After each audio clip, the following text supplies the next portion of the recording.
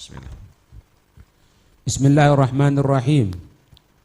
Wa an Sa'ad bin Abi Waqqas radhiyallahu anhu qala kunna ma'an nabi sallallahu alaihi wasallam sittata nafarin faqala al-musyrikuna lin-nabi sallallahu alaihi wasallam utrud haula'i la yajtari'una alaina wa kuntu ana wa ibnu Mas'ud wa rajulun min Hudzailin wa Bilalun wa rajulani lastu usammihima fawaqa'a fi nafsi Rasulillah sallallahu alaihi wasallam ma sya Allah qa'a فحدث نفسه فأنزل الله تعالى ولا تطرد الذين يدعون ربهم بالغداة والعشي يريدون وجهه رواه مسلم.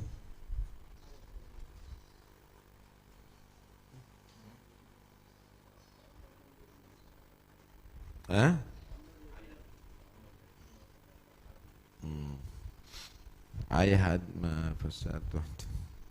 وقال تعالى فأما اليتيم فلا تقهر وأما السائل فلا تنهر وأما بنعمة ربك فحدث. وقال تعالى أرأيت الذي يكذب بالدين فذلك الذي يدعو اليتيم ولا يحض على طعام المسكين.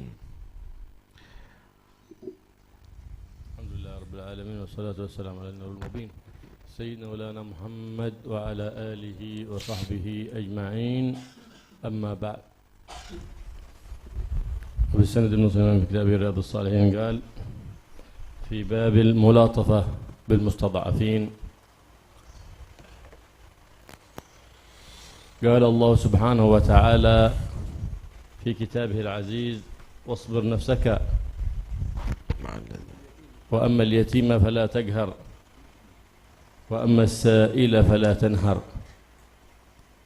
أمر النبي محمد صلى الله عليه وآله وسلم بملاطفة اليتيم والمسكين وأنزل عليه سبحانه وتعالى أرأيت الذي يكذب بالدين فذلك الذي يدع اليتيم ولا يحض على طعام المسكين لما كان في بعضهم من القسوة والغلظة على المستضعفين.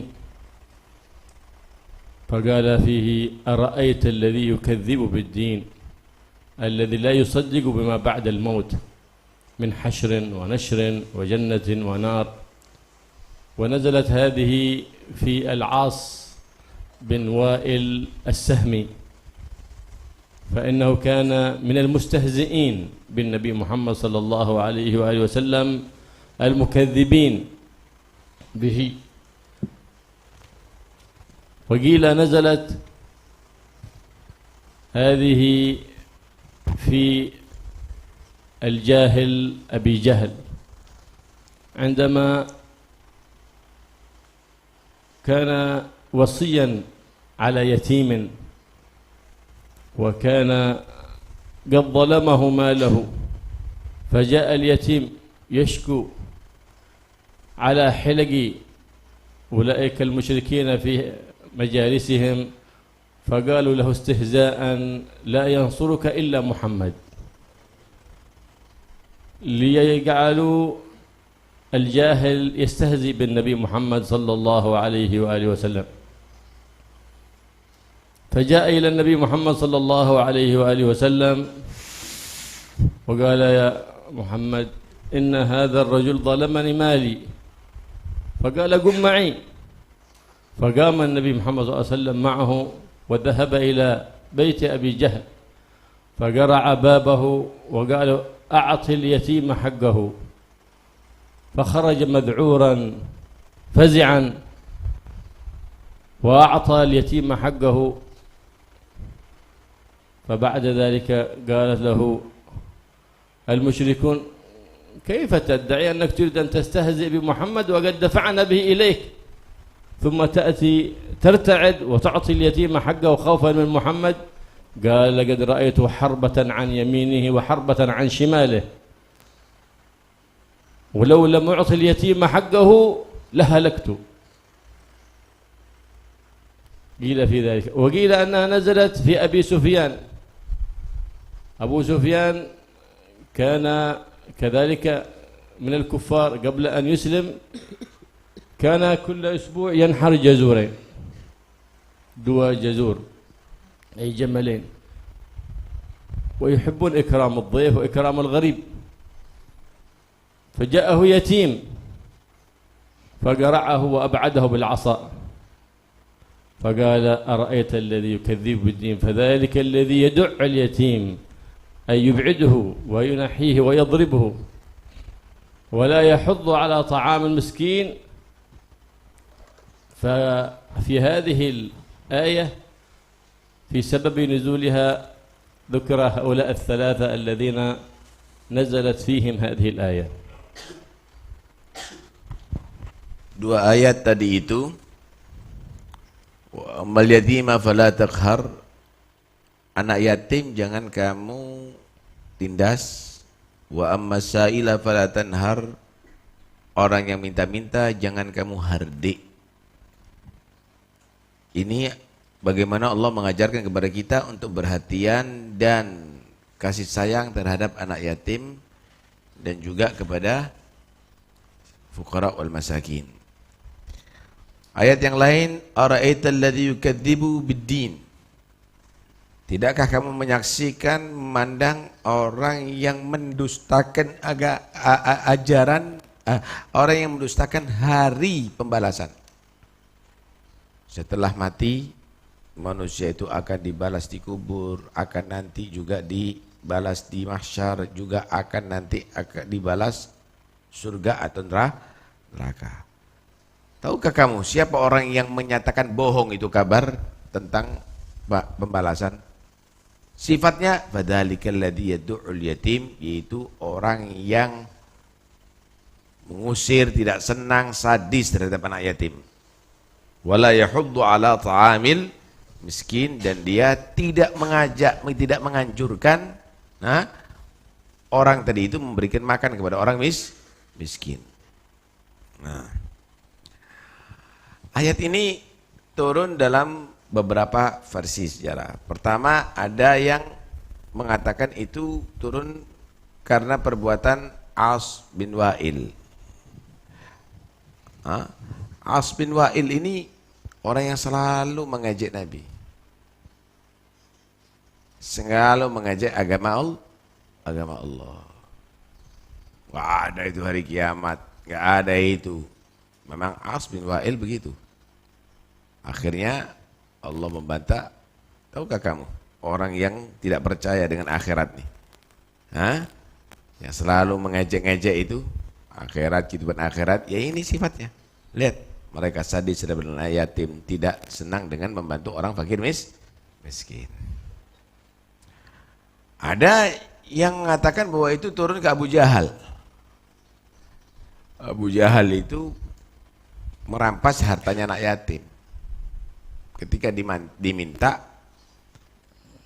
di muka orang-orang, ditertawai anak yatim, nih yang bisa bantu kamu itu Muhammad, kalau kita nggak bisa. Ya udah, itu adatnya kita.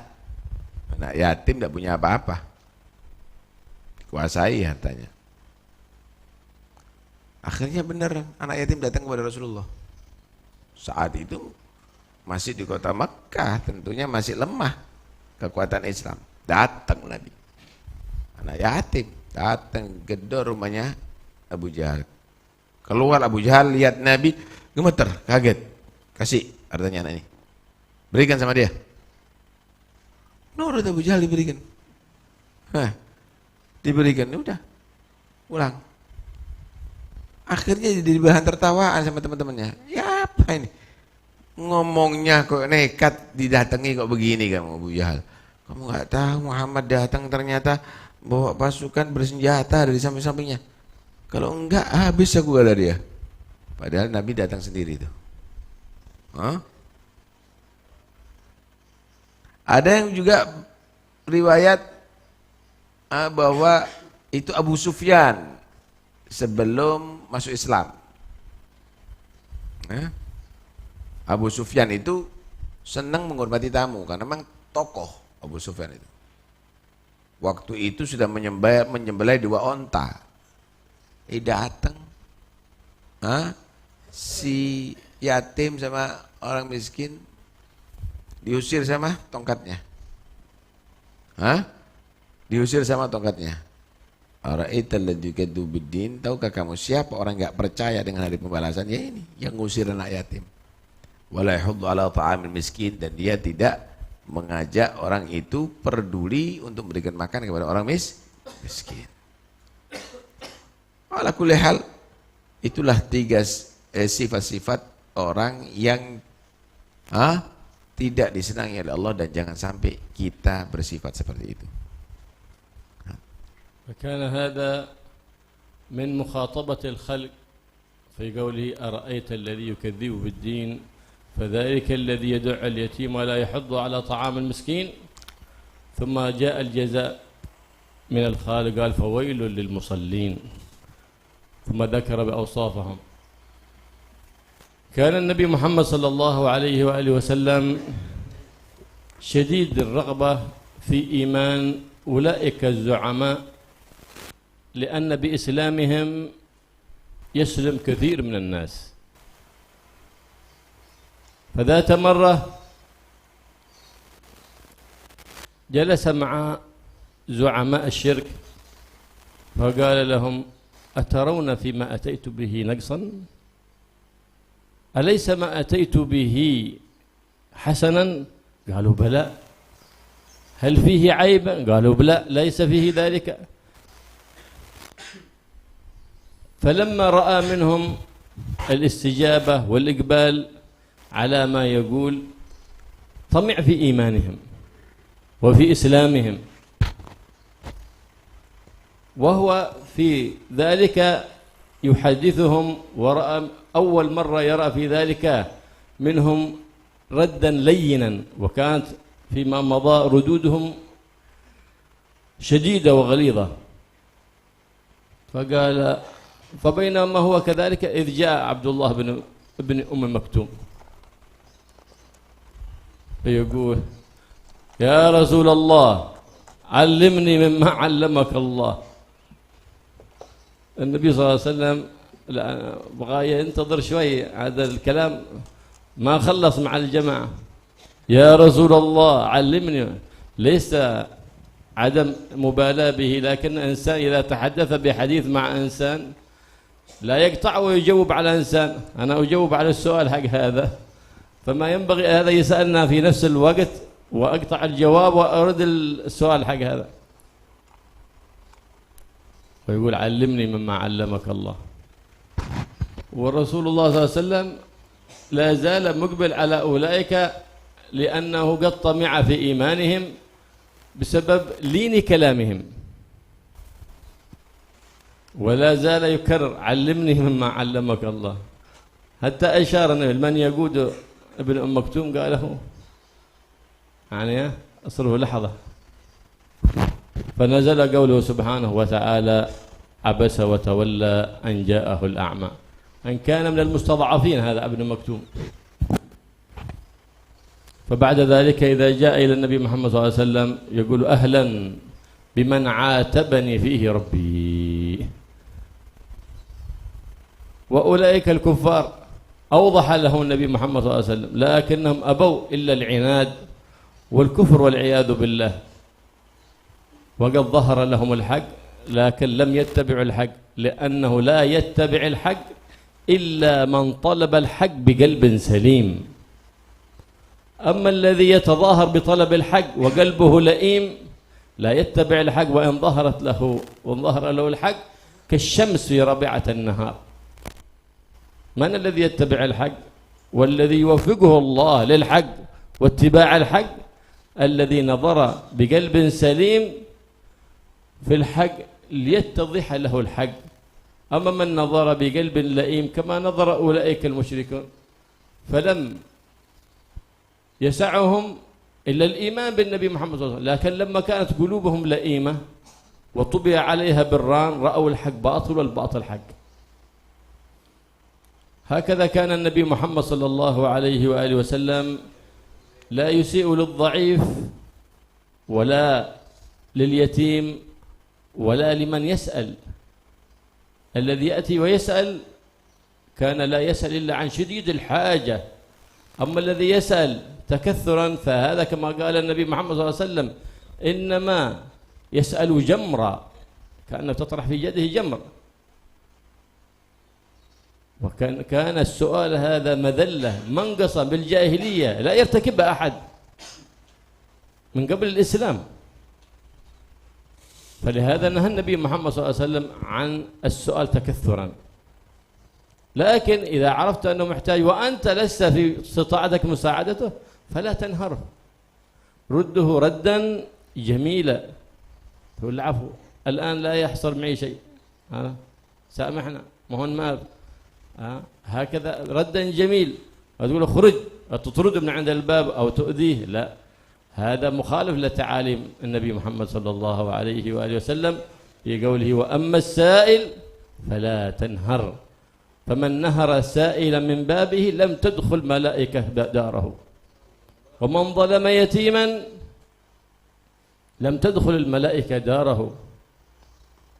فكيف بمن ظلم الناس كلها؟ كيف يظلم الناس كلها؟ بأن يقول في الدين بما ليس في الدين. ظلمت الناس كلها، تقول في الدين برأيك، فقد ظلمت الناس كلها. ليه؟ خصوصا إذا كان مترسما بالعلم، فإن بقول قائل واحد بزلة عالم يزل عالم كامل. الله يوفقنا ويحفظنا من أذية المؤذين، ويجعل في قلوبنا الإيمان والتصديق بما جاء به نبينا محمد سيد الأنبياء والمرسلين، ويوفقنا لفعل الخير ولكرام اليتيم والمحافظة على تعاليم سيدنا محمد سيد المرسلين، ويجرنا من أهل الظلم ويحفظ ولا يجعلنا لا ظالمين ولا مظلومين، ويشغل الظالمين بالظالمين ويخرجنا منهم سالمين في عافية وسلامة. Begitulah ajaran Islam adalah kita memperhatikan anak yatim, perhatikan keadaan daripada fuqara wal muslimin, bersikap baik kepada mereka, ya. Dan pernah satu kejadian, Nabi ini orangnya semangat dalam berdakwah. Setelah melihat bagaimana kerasnya mereka tadi itu terhadap umat Islam, orang-orang kafir, Nabi ingin memperjelas lagi ajarannya dia tadi itu. Mungkin ada kesalahpahaman mereka. Datang Rasulullah kepada mereka. Ini ajaranku begini, apakah salah? Enggak. Apakah keliru? Enggak. Loh. Melihat begitu, Nabi tertarik. Ini mungkin ada ketertarikan mereka. Mau diladeni sama Nabi secara logika begitu ya kepada orang-orang kafir, mengadakan pendekatan, pembahasan begitu dengan mereka. Mereka dengarkan, cuma kebiasaan orang kafir itu, mereka itu kesukuannya tinggi, menjaga martabat itu, image terlalu tinggi, nggak mau kumpul dengan orang-orang lemah. Tengah Nabi SAW berusaha bagaimana mereka tadi itu juga menjadi orang beriman dan akhirnya aman. Karena yang zalim ya mereka itu. Datang Abdullah ibn Umi Maktum, seorang yang buta, nggak tahu keadaan saat itu sama Rasulullah. Dia manggil-manggil, ya Muhammad, alimni ma'alakum Allah. Apa-apa ilmu dari Allah ya Muhammad, ajari aku ya Muhammad. Nabi lagi serius sama mereka. Mereka sudah mulai lain. Karena mereka itu tersinggung kalau dianggap adalah sama dengan orang awam gitu. Akhirnya Nabi SAW, dan memang ketika berbicara tidak boleh orang itu memotong pembicaraan. Kalau mengalihkan pembicaraan nggak fokus nantinya. Saat itu Nabi SAW memberikan isyarat kepada orang yang menonton untuk supaya mengalihkan si Abdullah bin Maktum. Maka turun ayat ditegur Nabi, abasa wa tawalla an ja'ala a'ma. Kenapa kamu tidak berbuka seri wahai Muhammad? Tidak berseri-seri mukamu saat itu. Dan kamu berpaling, akhirnya tidak memperdulikan orang yang buta yang datang. Wa amma yudrika la'alla yazakka. Apakah tidak kamu mengetahui bahwa dia orang yang ingin suci, orang yang mau masuk Islam? Ditegur Nabi. Ditegur Nabi itu bukan menjatuhkan Nabi, tapi itu adalah pada hakikatnya Allah menjaga kesempurnaan Nabi.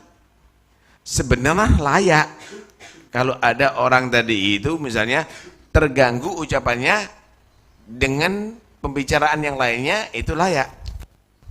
Jangan dulu. Karena misalnya kalau ada orang ngomong ada di sini, misalnya tengah-tengah begini, tanya, Ustadz nanti kopinya jam berapa? Misal, mungkin anak gitu kan itu. Ini karena memotong pembicaraan, paham ya? Cuma ditegur Nabi ada maksudnya yang Allah, paham ya? Buat Nabi itu adalah hebat dalam segala-galanya. Ditegur, jangan begitu Muhammad. Ini yang kamu hadapi orang yang ditutup hatinya. Ini adalah orang yang memang mencari yang hak. Sehingga saat itu Rasulullah SAW betul-betul merasa bangga ya, dengan Abdullah bin Maktum, dan Nabi sudah tidak mau peduli dengan orang-orang yang sudah dicap tadi itu oleh Allah Ta'ala, mereka adalah orang yang tidak beriman. Sehingga Nabi setiap ketemu Abdullah bin Maktum, Nabi banggakan, ahlan wa sahlan biman atabani fi rabbi. Selamat datang orang yang karena dia aku dapat teguran dari Tuhanku. Artinya apa? Dua hal. Menghargai Abdullah bin Maktum. Kedua, merasa bahagia dengan teguran Allah Subhanahu wa Ta'ala. Jangan dianggap nih, masa Nabi begitu? Masa itu? Masa begitu? Ini masak kangkung aja di rumah. Masak-masak terus inti ini. Ente nggak ngerti bahasa kita. Justru itu adalah kemuliaan bagi Nabi Muhammad SAW. Nabi bangga karena ditegur oleh Tuhan, oleh Tuhannya saat itu. Itu bukan satu menjatuhkan martabat, tapi itu adalah mengangkat martabat Nabi. Sekecil itu, ya, Allah perhatian dengan Rasulullah SAW. Ibarat orang tua yang sayang sama anak, kopiahnya miring, dibetul no. Cung ini nak. Itu adalah satu perhatian yang luar biasa daripada orang tua kepada anak. Sampai cara beledai sedikit ini dibetulkan. Itu kan berarti satu perhatian. Nabi senyumannya aja diperhatikan sama Allah. Perubahan wajahnya aja diperhatikan oleh Allah Subhanahu wa taala. Abasa wa tawalla an ja'ala ama, ditegur oleh Allah Subhanahu wa ta'ala. Karena itu jangan berpikir yang tidak-tidak. Kemudian begitulah ya keadaan orang-orang zaman dahulu, dan itu begitulah kita harus bersikap bagaimana terhadap anak yatim, terhadap fuqara wal masakin. Jangan kita berbuat zalim. Kalaupun misalnya kita nggak bisa membantu, ya ucapan yang baik dong. Ada anak yatim dibentak-bentak, ditindas, ada orang minta-minta diusir misalnya. Ada catatan lagi, maaf tidak bisa membantu. Lu siapa membantu siapa? Mau ke gereja mereka. Kalau Anda mampu ya bantu. Tapi banyak penipuan. Nah, kamu harus pinter. Bantu, jangan penipu yang dibantu. Nah, saya nggak ngerti, berarti bodoh kau. Ya belajar gimana caranya tahu.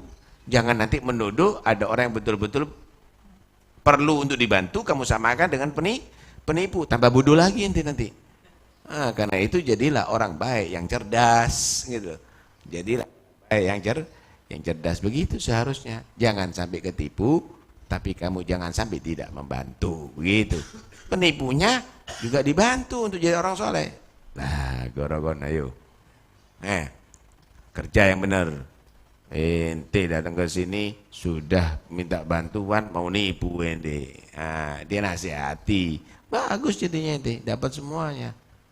Dapat semuanya. Yang lebih berbahaya, orang dulu itu kalau tidak kepepet tidak minta. Karena itu kalau misalnya minta itu pasti kepepetnya. Fala tanhar. Jangan kamu bentak-bentak, kasihan kalau memang dia itu kepepet, memang harus minta. Nggak semua orang itu menjatuhkan martabatnya minta-minta. Lah kecuali ya dia tadi itu minta untuk memperkaya diri si Cimane. Nggak perlu kamu bantu orang itu. Terus di motor jauh-jauh. Loh, kenapa penampilan orang kaya ente? Kecuali kalau dia menutupi dirinya nggak sampai minta. Koyok-koyok uang cukup, seakan-akan orang yang cukup ini yang dipuji oleh Allah. La yas'aluna yahsabuhumul jahilu aghniya minat ta'affuf ta'arifuhum bisimahum la yas'aluna an-nasa ilhafa. Itu adalah orang hebat. Itu adalah orang yang hebat. Yang lebih parah lagi, minta untuk berkaya diri. Ya, alafu ustaz saiki akeh sing model ngono ya. Minta sumbangan macam-macam. Muridnya 20 tambahin oleh 200.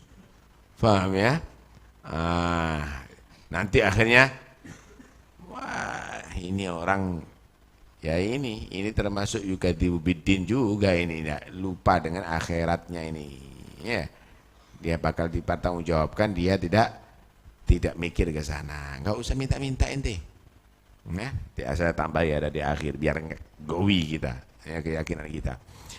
Yang kedua, orang yang dolim juga terjadi bukan karena hanya mendolimi orang tadi itu secara materi, secara akal, yaitu orang ditokohkan dengan ilmu agama, tetapi tadi itu fatwanya membodohi umat.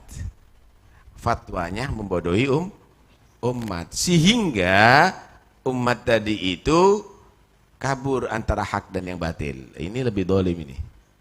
Akhirnya orang tadi itu mengikuti fatwanya si orang ini, si dolim ini. Keluar daripada jalur agama, keluar daripada al-haq, daripada kebenaran. Ada juga ajaran yang benar, tapi orang tadi itu adalah orang yang dolim. Ajaran benar, tapi orang itu adalah orang yang dolim. Kenapa? Karena hatinya tidak salim. Yang bisa menerima hak itu kalau hatinya salim. Tapi ketika orang tadi itu mau dikenal santri kah, mau dikenal ustadz kah, dai kah, tapi kalau dia tadi tidak qalbun salim, qalbun laim, maka dia akan main-main dalam urusan agama. Karena itu hati-hati jangan jadi orang yang zalim, jangan juga kamu tadi itu mendengarkan ajakan orang yang zalim, sama-sama kamu akhirnya dalam keadaan gelap nanti di sisi terhadap ajaran agama, mengikuti yang batil akhirnya. Kembali kepada minta-minta, jangan dibiasakan begini ente, gini terus ente. Jangan begini. Dan jangan kamu merasa bahagia kalau menerima sesuatu dari orang. Tapi kamu akan jadi fakir selama-lamanya. Jangan merasa bahagia. Al-yadul ulya khairum minal disuf. Ana dibantu 200 juta, alhamdulillah. Kapan ente bantu 200 juta? Seharusnya kamu bangga kalau saya bisa bantu 200 juta. Bukan kamu bersyukur karena dibantu 200 juta. Kalau enggak, kamu akan menjadi orang yang dalil, kamu akan menjadi orang yang hina untuk selama-lamanya. Man istaghna yughnihillah. Orang kalau sudah merasa cukup dengan Tuhannya, dicukupi sama Allah, enggak perlu inti minta sama manusia. Enggak perlu inti minta sama manusia. Karena itu, pingin dicintai sama manusia, jangan ganggu hartanya manusia. Orang kaya yang didatangi, kasih ente. Besok yang datangi, kasih agak berat. Besok lagi, kok gini wongi? Singitan. Anak orang. Lama-lama diusir kamu. Ada apa sih minta terus? Karena itu inti kalau punya proposal, paham ya? Kalau memang itu adalah untuk dakwah ilallah, simpan di rumah inti. Bangun qiyamul lail, minta sama Allah. Wasalil ladzi ababu la tujabu. Kantuk ya ku. Ya kok natimu udah beres. Nggak ada kalau inti ini bantu Allah, nggak mungkin nggak dibantu. Intan surullah yang surkun pasti. Kalau kamu untuk Allah, pasti kamu dibantu oleh Allah. Nah, kenapa umat Islam kok nggak menang? Karena mereka bukan untuk Allah, untuk politik, untuk partai, untuk harta, untuk pekerjaan, untuk popularitas. Nah, itu yang ada di Palestina, yaitu untuk itu. Karena itu kalau untuk Allah nggak ada. Wiyutsabit aqdamakum loh. Allah udah janji, kalau kamu untuk Allah nggak akan kalah ente. Yansurkum wa yutsabbit aqdamakum. Yutsabbit aqdamakum, kan itu koreksi. Koreksi diri kita semuanya. Nanti jangan jadi orang yang lemah begini, ya. Akhirnya DP. Ini bentar lagi ada dana untuk masuk ke pondok-pondok, delon kok, ke rebutan kok. Di sini. Semuanya akan minta. Di sini. Lah kalau sudah begitu, kalau banyak yang minta, yang diganti sebagian. Delon, tidak sogok-sogokan nanti. Ayo, jadi apa? Disuap, rasuah jadinya. Punya saya dulu kan tak kasih sekian persen, kamu itu dan ini loh. Akhirnya lama-lama, diindikasi ada korupsi. KPK turun, sini dicangkep bu, ustadz nih. Kenapa? Karena sudah korupsi dengan duit itu. Jiwa begini jangan terjadi sama kamu. Insya Allah kamu nggak perlu dibantu, sudah dibantu sama Allah, dicukupi sama Allah Subhanahu wa Ta'ala. Jangan mau merasa kamu mendapatkan keuntungan kalau sudah begitu. Nah itu diusahakan sama mereka gimana caranya duit ini tersalurkan kepada pesantren itu dan ini. Mungkin niatnya baik, baik. Cuma itu orang politik loh yang berbicara begitu.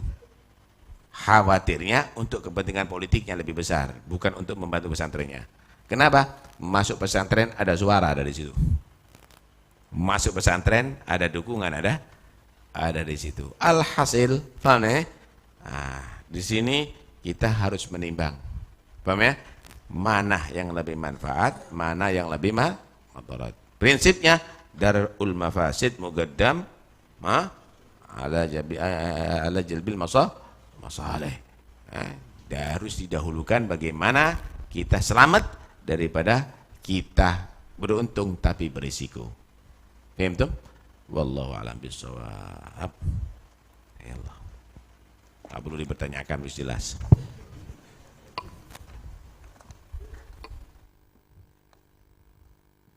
ما في الوجود ولا في الكون من أحد إلا فقير لفضل الواحد الأحد معولون على إحسانه فقراء لفيض إفضاله يا نعم من صمدي سبحان من خلق الأكوان من عدم وعمها منه بالإفضال والمدد تبارك الله لا تحصى محامده وليس تحصر في حد ولا عدد الله الله ربي لا شريك له الله الله معبودي وملتحدي الله الله لا أبغي به بدلا الله الله مقصودي ومعتمدي الله الله لا أحصي ثناه ولا أرجو سواه لكشف الضر وشددي الله الله أدعوه وأسأله الله الله مأمولي ومستندي يا فرد يا حي يا قيوم يا ملكا يا أولا أزلي يا آخرا أبدي أنت الغني عن الأمثال والشركاء أنت المقدس عن زوج وعن ولد أنت الغياث لمن ضاقت مذاهبه ومن ألم به خطب من النكد أنت القريب المجيب المستغاث به وأنت يا رب للراجين بالرصد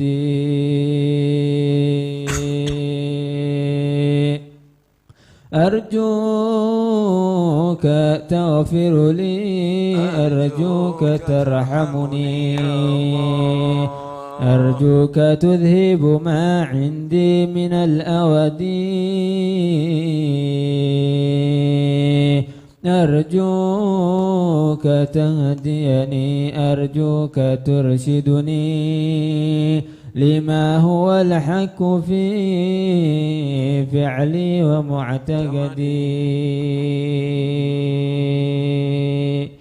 أرجوك تكفيني أرجوك تغنيني بفضلك الله يا ركني ويا سندي أرجوك تنظرني أرجوك تنصرني أرجوك تصلح لي قلبي مع جسدي أرجوك تعصمني أرجوك تحفظني يا ربي من شر ذي بغي وذي حسد أرجوك تحييني أرجوك تقبضني على البصيرة والإحسان والرشد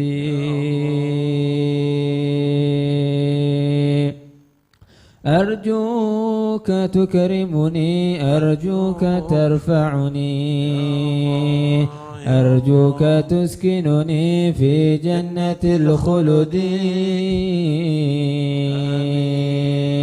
مع القرابة والأحباب تشملنا بالفضل والجود في الدنيا ويوم غدي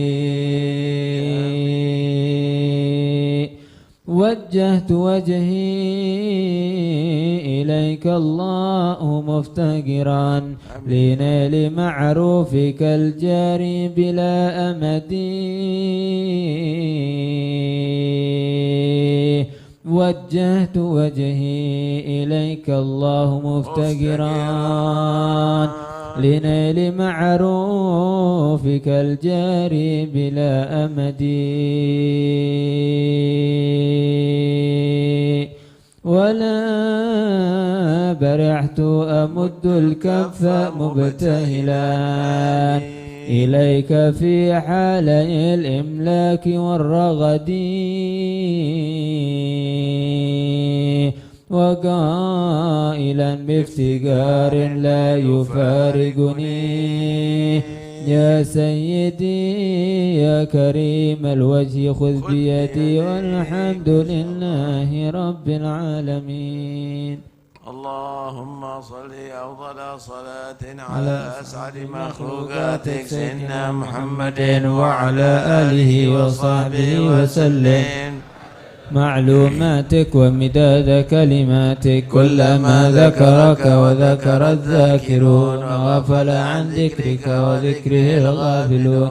اللهم صل أفضل صلاة على أسعد مخلوقاتك سيدنا محمد وعلى آله وصحبه وسلم عدد معلوماتك ومداد كلماتك كلما ذكرك وذكر الذاكرون وغفل عن ذكرك وذكره الغافلون. اللهم صل أفضل صلاة على أسعد مخلوقاتك سيدنا محمد وعلى آله وصحبه وسلم عدد معلوماتك ومداد كلماتك كلما ذكرك وذكر الذاكرون وغفل عن ذكرك الغافلون. ربنا انفعنا بما علمتنا رب علمنا الذي ينفعنا رب فقهنا وفقه أهلنا وقرابات لنا في ديننا مع للقدر أنثى وذكر رب وفقنا ووفقهم لما ترتضي قولا وفعلا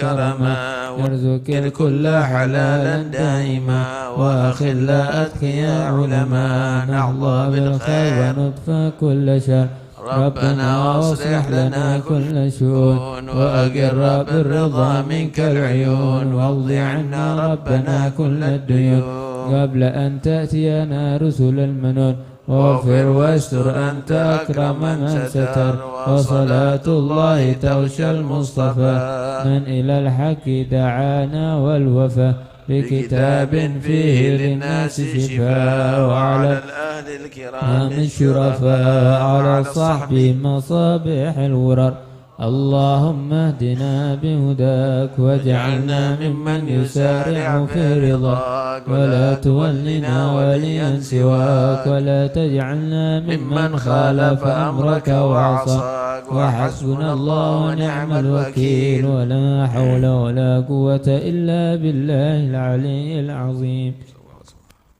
فتح رسول الله محمد عبد الله رسول الله وأخواننا من الأنبياء والمرسلين صلوات الله وسلامه بيت رسول الله وأزواجه رسول الله وأصحاب رسول الله والتابعين وتابعيهم من تبعهم بإحسان من دين ثم جل الله أحمد عيسى وسيد العظم الفقير المقدم محمد بن علي بن ساداتنا الأبي علوي البغري جماعة أخواني وعبدي محمد مولى الدويلة والمقدم عبد الرحمن السقاف وأبو بكر سكران وابن علي وشهاب بن قد بن ملاء عبد الله العيسى الأكبر وابن أبو بكر العلي وأخواني أم المحضر علوي بن أحمد علوي بن علي بن الرحمن وابن أحمد بن علي صاحب مريم فخر الوجوه بن سالم وعلي بن سالم وسلم وفرما شيخنا محمد جمال محمد العالدي مولى عيديد ثم إلى روح قد بالأنفاس عمر بن عبد الرحمن عطاس الشيخ علي بن عبد الله راس عبد الرحمن محمد مولى عائشة يوسف بن عابد حسن أحمد محمد حفص صاحب الشعب قدر الرباني الشيخ عبد القادر الجيلاني بن الشنشادري وبن المغرب والأئمة المسيدين ومفسرين المحدثين والفقهاء والعلماء العاملين من الطالب معين قدهم قد حداد بن علي بن محمد محسن بن الله من عبد الشاطري وابن حسن وزايم وإخوانهما ثم أبي عبد القادر بن أحمد الزقاف شيخنا علي الزقاف وأصولهم ورحمة الدروس محمد الحبشي